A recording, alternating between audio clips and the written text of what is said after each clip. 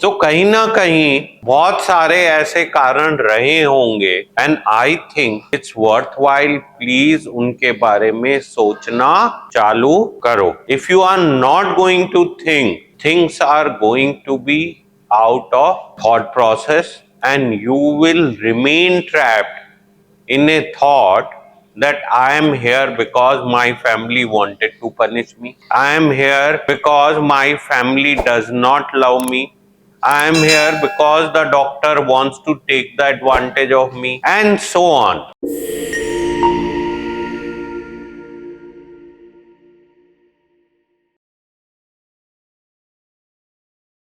It's painful.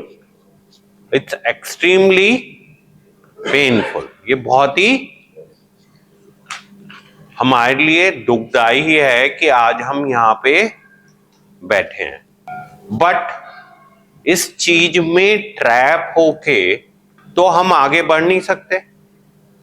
कहीं ना कहीं हमें इंट्रोस्पेक्ट करने की जरूरत है कि हम यहां तक क्यों पहुंचे.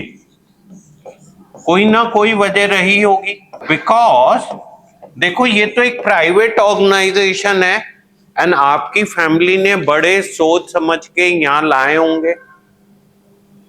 हो सकता है 5, 7, 10 फैसिलिटी उन्होंने पहले देखी हो, फिर सोचा हो. ऑन एन एवरेज कोई भी जना यहाँ एडमिट होता है तो उसकी फैमिली 1 से 3 साल तक एफर्ट करती है बिफोर डिसाइडिंग टू एडमिट. बहुत सारे एफर्ट होते हैं. सबसे पहला एफर्ट होता है कि आपको प्यार से समझाना, गुस्सा करना, जबरदस्ती करना, फिजिकली कोशिश करना. जब ये सब एफर्ट फेल हो जाते हैं एंड वो कंप्लीटली गिव अप कर देते हैं, देन ओनली दे डिसाइड कि आपको ट्रीटमेंट के लिए भेजना है. बिकॉज देखो, एक तरह से जब यहां भेजा तो आपकी फ्रीडम तो गई, बट उनकी भी फ्रीडम चली गई. यहां पहुंचने के बाद में उनके कहने से कुछ नहीं होने वाला है.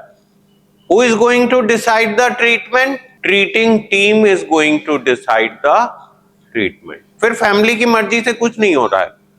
खाना क्या मिलेगा, किस टाइम सोओगे, किस टाइम उठोगे, ये सब कौन डिसाइड हो रहा है? It's all controlled by the facility. So आपकी प्रॉब्लम नहीं थी, उनकी बहुत बड़ी डिफीट थी कि वो आपको हेल्प नहीं कर पाए और यहां तक आके उन्हें सरेंडर करना पड़ा. उन्हें ये मानना पड़ा कि आपको वो बेस्ट एफर्ट के बाद में भी हेल्प नहीं कर पाए. Now that means it's not your painful experience but also their painful experience, because वो भी इस प्रोसेस से गुजर रहे हैं कि वो आपकी मदद नहीं कर पाए. They are extremely guilty, sorry. Families रोती हैं, परेशान होती हैं, सर फोड़ती हैं, और उन्हें जब ये बिल्कुल कोई सॉल्यूशन नहीं मिलता है तो ही वो यहां तक पहुंचते हैं. Now it's high time that you introspect honestly, ईमानदारी के साथ, कि ऐसे क्या रीजन रहे कि आप अपनी लाइफ को संभाल नहीं पा रहे थे.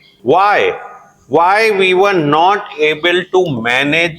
तो कहीं ना कहीं बहुत सारे ऐसे कारण रहे होंगे and I think it's worthwhile, please उनके बारे में सोचना चालू करो. If you are not going to think, things are going to be out of thought process and you will remain trapped in a thought that I am here because my family wanted to punish me. I am here because my family does not love me.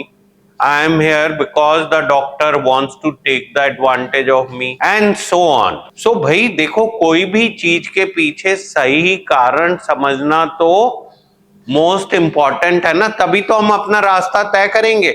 भाई आप सब लोग यहाँ पे कोई reason से आए हो एंड अनफॉर्चुनेटली वो रीजन ना सोच के आप डिस्ट्रैक्टेड हो एंड वो रीजन तो फुलफिल ही नहीं हो रहा है, तो उससे क्या होगा?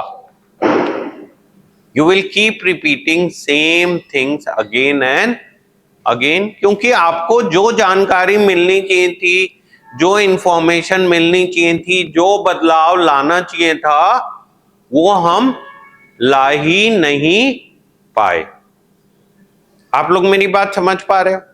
सो सबसे पहले ईमानदारी से इंट्रोस्पेक्ट करना मोस्ट इंपॉर्टेंट एस्पेक्ट है। अगर आप रिकवर होना चाहते हो, अगर आप गेन करना चाहते हो, अगर आप उन परिस्थितियों से बाहर निकल के दोबारा से अवॉइड करना चाहते हो, सो प्लीज स्टार्ट इंट्रोस्पेक्टिंग। क्या करने की जरूरत है? अपने आप से पूरा विचार करके अपने अंदर समझने की जरूरत है कि हम यहाँ तक क्यों आए। So please open your notebook, write down honestly the problems you were facing or your family were facing and why you were